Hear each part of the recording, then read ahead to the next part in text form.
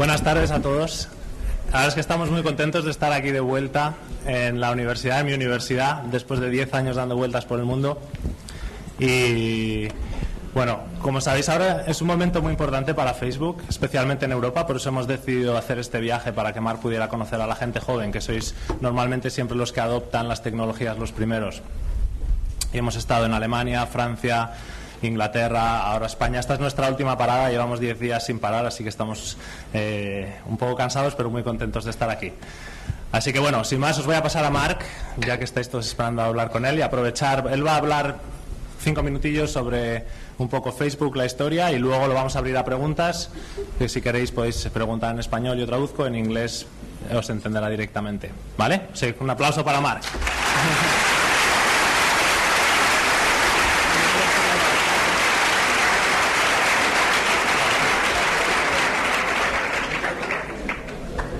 Un momento, un micrófono. ¿Se oye si hablamos así? Does this work? You can hear this? Yeah. Cool. This too? I think this one's good. Okay. Cool. Well, thanks for coming out. This is busy and warm.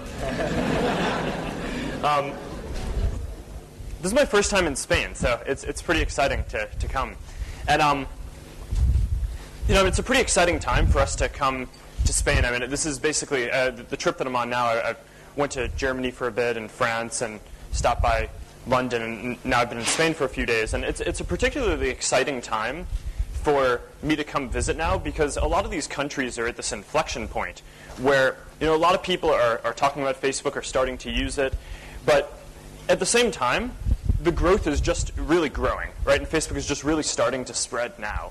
And we've seen in a lot of countries across the world, like in the UK and Canada, more than 30 or 40% of the online population in these countries uses Facebook. So now in Spain, it's around 6, 7, 8%, somewhere around there, of the online population is on Facebook.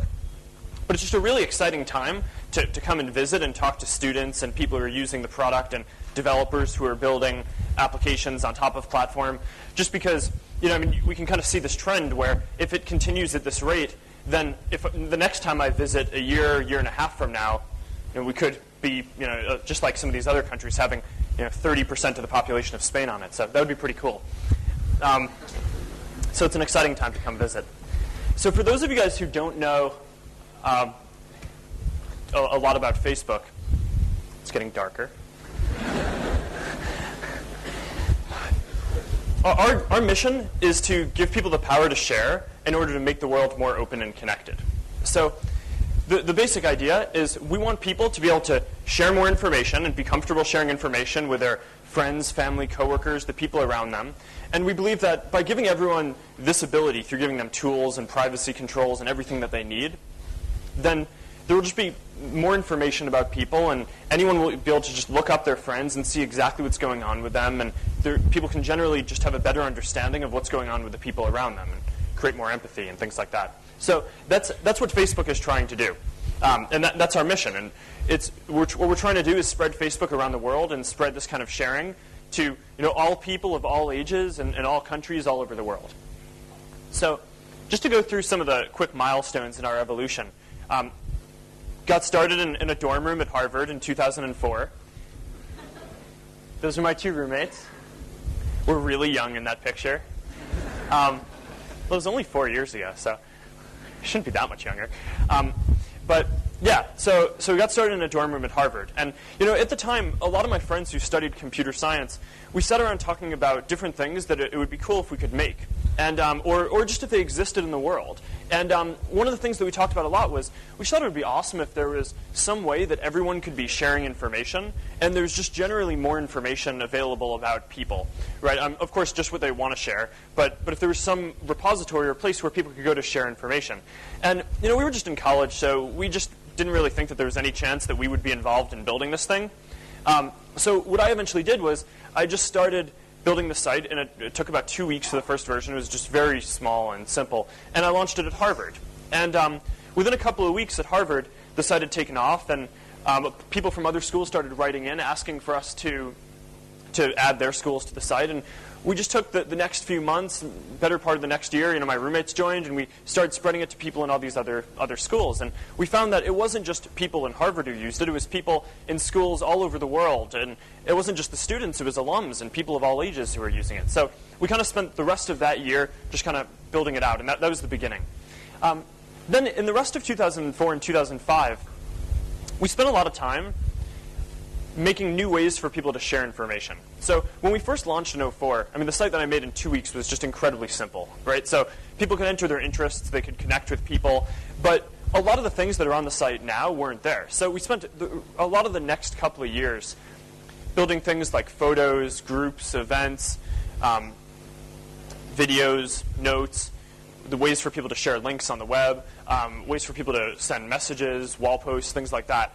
And all the different ways that people now share information on the site, a lot of those we just built in this next period of time of about 18 months. So that was kind of 2004 and 2005. It was just building new ways for people to share information. In 2006, we kind of had 2 milestones. The first was newsfeed, which was this pretty important thing for how people share information on the site. And I'll get into that a bit in a second. Probably the more important thing is that we changed the way that the site worked so that instead of just being available to college students, it was available to everyone, and anyone can sign up. No, I'm good. Thanks. And this was important because at this point there were about 10 million college students using Facebook, and alums and all that. And then since this, we've had a large inflection. Just people all over the world have been signing up, and we're just working to try to spread it to all these different people. In 2007, we built this development platform. We kind of realized sometime in 2005, as we were building all these applications, things like photos, groups, events, that there was no way that we were going to be able to build every single type of application and basically every way that people would want to share information that could exist and that people would want to use. So instead what we figured was a better approach was to build a development platform. So that way people all over the world could build applications and new ways for people to share information, and in doing so they can create their own businesses or their own products or whatever they wanted. And this has been a pretty important step for us. There are now more than 400,000 developers across the world building applications for Facebook, including at least 6,000 applications that have been built by Spanish developers. So just a lot of that is going on here. And 2008, we've spent most of this year just trying to spread Facebook throughout the world, and largely internationally. And the approach that we've taken is that instead of trying to build local versions of the site ourselves that we translated, which a lot of companies do, they'll just take their main site and build a smaller, simpler version for different local countries. What we wanted to do is make sure that we can offer the whole product and all the functionality and all the platform applications and everything like that to everyone. So what we did was we made it so that people who were using Facebook in different countries could translate the site themselves. There are more than 300,000 different words on the site, so there's a lot of language. It was a lot of work to translate. And the first language that we opened up to was Spanish, right? Because a lot of people across the world speak Spanish. And people who were using Facebook translated the site into Spanish in less than 2 weeks. So that was pretty crazy. I don't know. We were just really excited about that. We weren't sure if this whole thing would work, right? We had this mechanism where okay, people can share translations for the site and vote on each other's translations. We weren't sure how that was going to play out, and it worked pretty well. So that was a pretty exciting thing for us. And then we went on to launch it and open it up for translation in other languages. French was second, and French people translated it into their language in less than 24 hours. So that was, this has been kind of the biggest thing that we focused on this year, right? And we recently had this milestone where we reached 100 million people on Facebook. So that's kind of where we are, and a lot of that is just because of this focus on making it so that people all over the world can use it, right? So there's so it's available in 20 languages now. There's 60 more languages that people are currently translating it into, including different dialects. So, for example, we launched a separate version of Spanish, which is the version that people speak in Spain, as opposed to the first version of Spanish that we had that was just kind of a mixture of all the different translations from Spanish. We're working on a translation for Catalan now. Galician, Basque. Yeah. Why is that funny? I don't know. Someone's going to have to explain that to me afterwards. So yeah, so we just passed 100 million users. this graph, we had 110 million users by the time that I left for this trip. We now have 115 million users by the end of the trip. So it's been a good trip. But I mean, a lot of this is just people in different countries growing and spreading Facebook. And the way that it spreads is people share it with their friends and get their friends on. So I mean, a lot of that is just you guys and people who are using the site, translating it, spreading to your friends, and helping just everyone across the world share information. So that's kind of where we are. Just to go into Newsfeed for a second, just because this is such a key part of how sharing works on the site. In 2006, we built this product that basically what it does is it takes all of the different actions that people are taking in your network, all of your friends, right? And if you have a lot of friends on Facebook, there could be thousands of things that your friends are doing in a given day. And it computes for you what are the most interesting things that you're going to care about based on who your closest friends are and what types of activities you care about. And it shows just the most interesting things on the homepage, right? So right when you log in, before we had Newsfeed, it showed very little on the homepage. Now after Newsfeed, you log in and right there on your homepage is just all the most interesting stuff that your friends are doing. So this created a lot more sharing. And the reason why this happened is because there's basically this cycle, right? So you can kind of picture this yourself. Let's say you go to a party, you take some photos and you upload them, right? The reason why you're doing that is because you want to share those photos. So you want people to see those photos. So if we can actually create an interface where more people see the photos and give you feedback, then that's going to encourage you to share more things, right? So there's kind of this loop where, first we will surface the most interesting stuff, viewing, and then that actually makes it so that more people want to share, and then that actually makes it so that there's more interesting stuff in Newsfeed and in these products and flowing through the system, and then that makes it so that more people want to view it because there's more interesting content and more people share because more people are seeing their stuff. So this is kind of an important dynamic for how Facebook works and how people share information on the site.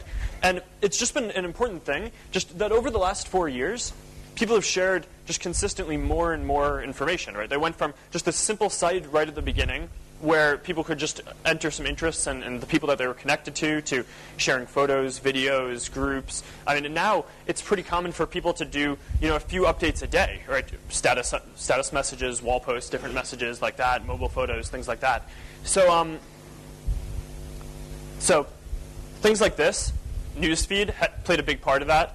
For those of you guys who are using Facebook, the new Facebook design, basically what that is it takes the profile, which used to just be just a bunch of different boxes and different places where you'd have to go and look to get information, and turned it into one stream, similarly to Newsfeed. And similarly to when we launched Newsfeed, with the new profile design, we've gotten good feedback and bad feedback on it from people. But what we have seen is that the amount of sharing and the amount of information that people are producing on the site has increased. So just this is kind of one of the ways that people share more information. So going back to our mission for a second, the point isn't just to help a few people share more information to make the world more open. It's to make it so that everyone all across the world can use this, right? And this 100 million user milestone is a really big. It was a big deal for the company because we'd been working towards that for a really long time, and we were really excited. We had a toga party. But in a lot of ways, 100 million users is just the beginning, right? So, there are hundreds of millions of more people across the world who have friends, family, different connections, acquaintances, who on a day-to-day basis communicate with those people and stay in touch with them, and who could be using a product like Facebook to do that more efficiently and better. And so we kind of view the first 100 million in a lot of ways as this beginning, right? And our goal for the next few years, primarily, is going to be to just try to spread this so that everyone in the world can use it. So one of the things that we're doing, and that I've been talking about on this trip to different folks, is we're announcing this contest that we're calling Facebook for Good. And it's about having different people who are using Facebook share their story of how they're using it. So, there are just different ways that people use the site. Some people are just using it on a day-to-day basis to stay connected with their friends and family. Some people use it in pretty extenuating circumstances. So, for example, a hurricane will hit a city and people will update a status message to say, I'm okay. And then their friends and their family and people who care about them, that's a really meaningful thing, right? And sometimes, there was this case when this hurricane hit, when Hurricane Katrina hit New Orleans a few years ago. All of the all of the schools down there, all their infrastructure was wiped out, so no one could use email to communicate. So people just used Facebook messages and Facebook statuses to communicate and stay in touch and tell each other that they were okay. So, I mean, that's kind of one interesting type of use, is just kind of using this functionality in order to stay connected with people and communicate. And then another type of interesting use that we see a lot is just mass organization and people connecting around common interests and communicating about things that are important to them and just generally sharing their voice. So, I mean, the examples from that range from very serious things. I mean, there are things like the election going on in the U.S., the election going on in Canada, elections all over the world, just different candidates put information up on Facebook and make it so that people can connect with them and they can share information, to different protests that go on, to, I mean, and sometimes people just share their voice around what seems to be kind of trivial things. So, I mean, in the UK recently, Cadbury discontinued a candy bar that people really liked. So a few thousand people joined a group, made their voices heard, and Cadbury first brought it back just temporarily, and then the group got like really psyched, and then they brought it back permanently.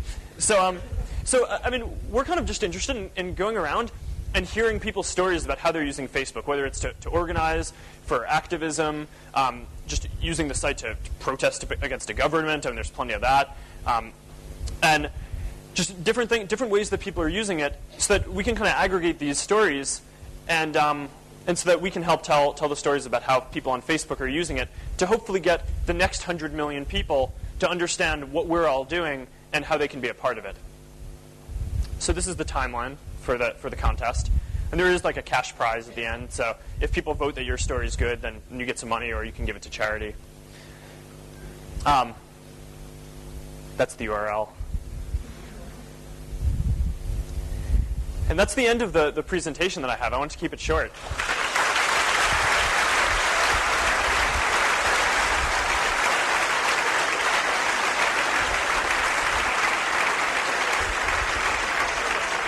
We're taking questions or not? We're taking questions or not? You want to sit in this side? Yeah. So now we just have a bunch of time just to take questions from people. Sit in this side. It's cool. Oh, is it? Yeah. Get closer to the fan. I was like burning up here. Whoa. That is nice. Yeah, that's good. So, should we just take it? Yeah. Vamos a ver. Si tenéis preguntas, levantad la mano, y micrófonos no sé si hay, así que... ¿hay micrófonos? Vale. Y, a ver, ahí tenemos una.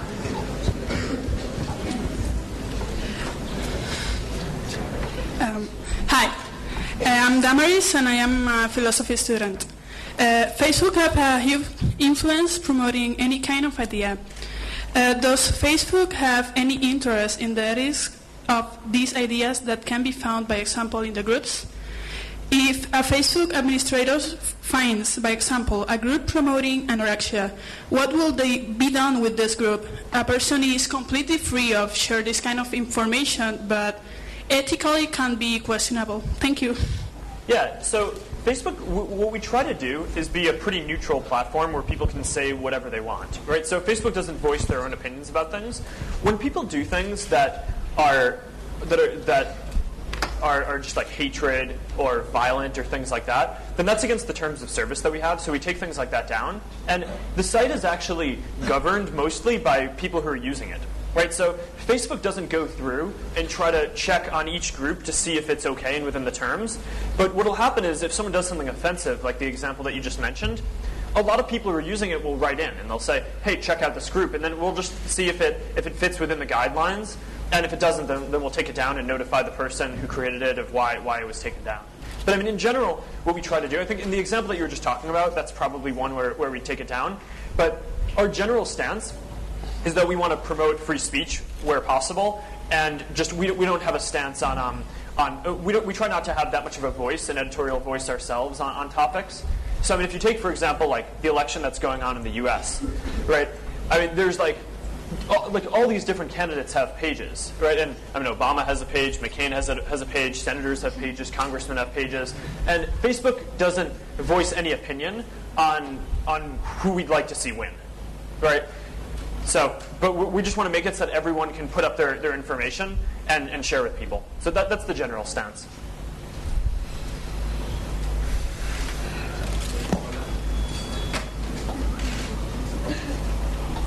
Hola, Sí. Mi nombre es Juan Camilo, soy de Colombia y estudio comunicación. Yo desde que uso Facebook siempre he escuchado que ustedes dicen que para ustedes es muy importante el feedback y la retroalimentación de los usuarios. Hace un par de meses salió un mensaje de vamos a cambiar a una nueva plataforma de Facebook. La gente la vio y no le gustó y muchos se crearon grupos de millones y millones de personas que decían que no querían cambiar a la nueva plataforma de Facebook y aún así se cambió. Quisiera saber la opinión. So this is Juan Camilo from Colombia. So he's talking about how we like to iterate on products. How what? How we like to iterate on the product. But some months ago, there was a lot of protest against the new profile. Mm-hmm. So how do we manage new features like that? And he said that there were millions of people protesting against Yeah, yeah. I only took 6 months of Spanish. So I need some help. So I mean, you're right that a number of people have written in both with positive and negative feedback on the new profile. We actually get a lot of feedback on any change that we make. So I mean, the new profile is obviously a really big change as far as the site goes, but I mean, if we just move a box around, we'll get like 10,000 people write in with their opinions on it, which is good, right? I mean, people care, and that's good. And we really appreciate all the feedback. No, seriously. So with the new profile specifically, the reason why we made this change is because with all the applications that people were installing, and with all the different ways that people were sharing information, it was just getting to be so many different places that you had to go to see what was going on with a person, right? You had to check all these boxes, go to all these different pages, see what was going on in all these different areas. And what we found is, and I talked about this on the newsfeed slide, but when there gets to be a lot of information flowing through the system, it becomes more efficient to organize things in terms of streams or feeds. So we just wanted to take a step and turn the profile from the set of boxes into a stream.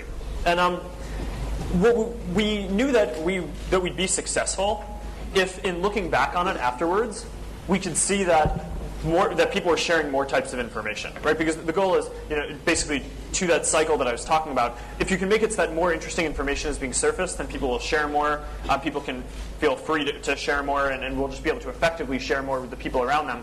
So, and that was what we were looking for. So basically, we rolled it out, and 40 million people tried out the new profile, and more than 75% of those folks stayed with it and just thought it was good and didn't write in and didn't give us that much feedback. I mean, some people gave us feedback. And then at some point we needed to make this change so that everyone was using the same version of the site, so we weren't developing for two different versions, because that's really complicated and would just be difficult going forward if we had to make every single new thing twice. And when we made that change that everyone was using it, we got some good feedback. We also got a bunch of people writing in with feedback for things that we could fix, a lot of which were good points, right? Because the site is never perfect, right? It's always a work in progress. So a lot of the things that people have written in about, we're working on, right? And we're really just good suggestions. But overall, from what I can tell, the change has gone really well, just because we can look at it now and we can see that people are sharing more stuff than they were before. So from that perspective, the new design is just a more efficient design and an easier way for people to share information. So that's how we're thinking about it. And we understand that any time that we make any change, there are more than 50 million people who use Facebook every day, right? It's just like they come back to it, and it's like they expect to have the information that they're looking for be in a specific place. And if you move stuff around, then that can be a really jarring thing for people. So whether the change is a small one or a big structural change, just like any change can be kind of jarring, and we just want to make that as smooth as possible for people. But we understand that some people might not be immediately happy with it. We're working on it, and overall, I think the changes have been good and well received by a lot of people.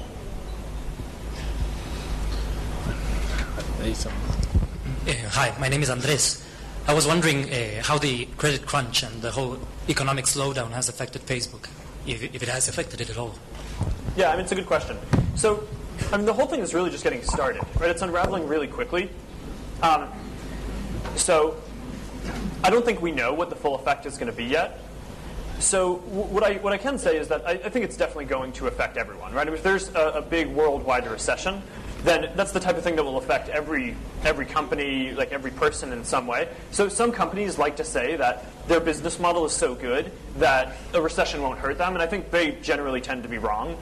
So I think we don't know what the effect is going to be just because it's still playing out, and it's pretty early on. But I think the effect might just be like less advertising in the short term or something like that. As a private company, we haven't gotten public yet. I think we're relatively well positioned to handle something like this, just because people aren't going to be just like speculating and trading our stock every day, right? So it's not like if people think that advertising is going to go down, then the value of the company is going to drop by half because people are trading it, right? So as a private company, we can take a more long-term view of how things are going to play out, and I just think that good companies can get built in any financial condition, right? Different companies in different conditions, and what we're just focused on is providing the most value for the most people. And we think that if we build a product that hundreds of millions of people across the world can use, or we build good advertising products that advertisers can use and get value out of, then we think we'll be fine. I mean, the next couple of years, or 5 years or 10 years or whatever it is, might be a painful period. But I think it's as long as there's like good fundamentals there, then most companies will probably do okay through it. Tomar 2 o 3 preguntas más, ¿vale? A ver. Well, my name is Maria Alejandra, and I'm studying communications. First of all, I just wanted to thank you because it's true. Through Facebook, my friends and I think every foreigner here has been able to keep in touch with everyone in its country. And it's really nice when you get like hundreds of walls for your birthday, even from people you don't know. And I wanted to ask you, does your user have access to everyone's Facebook? Because today I tried to add you in the morning, but I wanted to know if you have access to every 110 million people's Facebook. No, I mean, I have an account just like everyone else. My ID number is 4. I had 3 test accounts before I got started.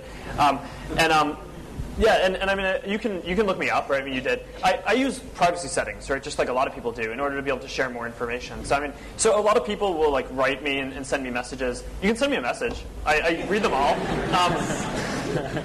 So, yeah.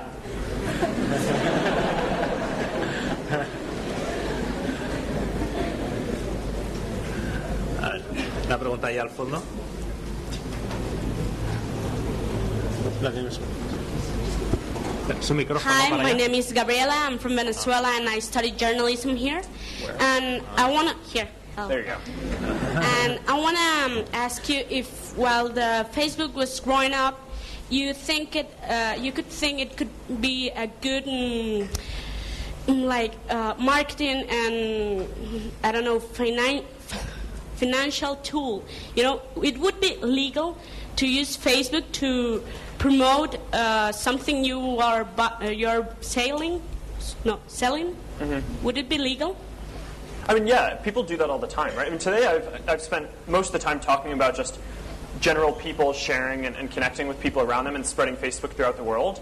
A really important part of how we sustain the growth of the company is through how advertising works on Facebook, right? And there are a few main ways that people advertise. Right, so one way is we work with a bunch of just large brands to come up with good ways of advertising that fit into the way Facebook works. Right, so in the U.S. alone, we work with more than 2/3 of the top 100 brands. And I mean, the type of advertising that people do on Facebook tends to be pretty different than traditional advertising. Right, so an example that I gave this morning was let's say that you're a movie company and you're trying to promote a movie, right? What traditional advertising might be would just be you put that trailer up and make it and try to get people to watch that trailer to promote your movie. And what would a better way of promoting that on Facebook might be would be you could also put the trailer up, but in addition to that, having stuff like make it so that people can share the trailer with their friends, right, and write a comment, or just write their opinion of what they think about the movie. And the net effect of that, and we've seen that this has worked pretty well for a bunch of advertisers, is that on a product like Facebook, people care way more about what their friends think than just like some company that's trying to market to them a lot of the time. So making it so that the marketing is social and that you can see what your friends' opinions are and the people that you care about, whether they are interested in the movie, whether they think the trailer is good, if they're going to go to the movie, that ends up being really good marketing. So that's one type of thing that we're doing, and that's pretty successful so far, but it's also pretty early on, and I think that that'll continue to grow a lot. There's another type of advertising that people can do where there's self-service online advertising where people can just go to the site, put in their credit card, type in who they want to reach and a message, and then run ads. And that's a lot of what you see on the right-hand side of pages. They're just these ads that people run. And in the year that we've had that available, we now have more than 100,000 advertisers who are advertising in that system. So that's grown pretty quickly as well, and we're pretty excited about that. But there are also just all these different ways that people use the site organically without advertising to share their voice, right? So, for example, when this isn't necessarily to promote a business, it's more to communicate with it. But there's this example in the UK where HSBC, this bank there, raised rates for students, and students didn't like that. So thousands of students created this group to protest that and make their voices heard. And HSBC saw this and listened and brought the rates back to the level that they were at before, right? And HSBC just found this to be a really good vehicle for communicating with people on Facebook, right, and communicating with people on the web. So now they're a big advertiser, right? So they could have been upset by that, but instead they were just really happy to have that type of opportunity to engage with people. And I think we're going to see just more types of things like that, which are both organic and a part of the way that people advertise on Facebook. And that's just a really important part of what we do, just because there needs to be a good kind of financial engine behind Facebook in order to fund all the growth and spreading of Facebook that we're doing throughout the world. So, yeah, I mean, it's not something that I talk about quite as much, but it's definitely just a big part of what we do. Una última pregunta. A ver, ¿quién quiere ser el último?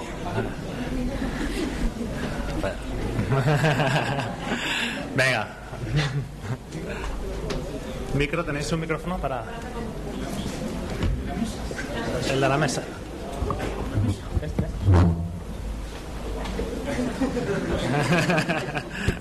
Hi, my name is Jamie Martinez, and I'm a student of the double degree of Law and Business Administration. As you may know, here in Spain, we have another networking site. It's called 20. I'd like to know what's your position against this competitor, and what are the maybe strategies against it. I'm a Facebook user since 2005.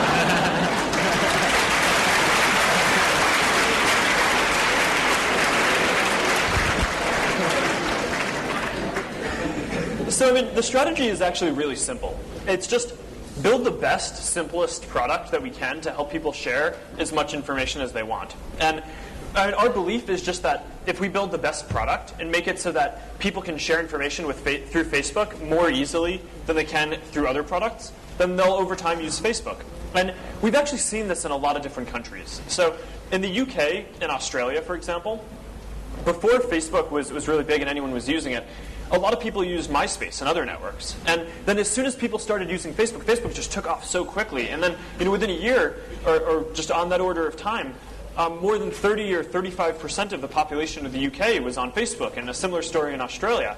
And Facebook was by far the one that more people were using. And a similar story in Latin America, actually, right? So very few people were using Facebook until we opened it up so that people could translate the site into Spanish. And since then, now there are more than 12 million people using Facebook in Spanish. And a lot of those people are in Latin America. And before Facebook was there were just a lot of different other networks. High Five, Sonico, people were using these other networks. And Facebook has just grown incredibly quickly in Colombia, Chile, Argentina, Bolivia, right? Just like a ton of different places down there. And it's actually, one of the interesting things is Chile now is about to be the first country in the world where more than 50% of their online population is on Facebook. So that'll happen probably in 2 weeks. So yeah, I mean, I just think that that's a good example of how if we stay focused on building this product and just really focus on that as the primary thing that we do, then we've just seen in a lot of different countries that even though people are using a different one before they use Facebook, people can move over. So, cool.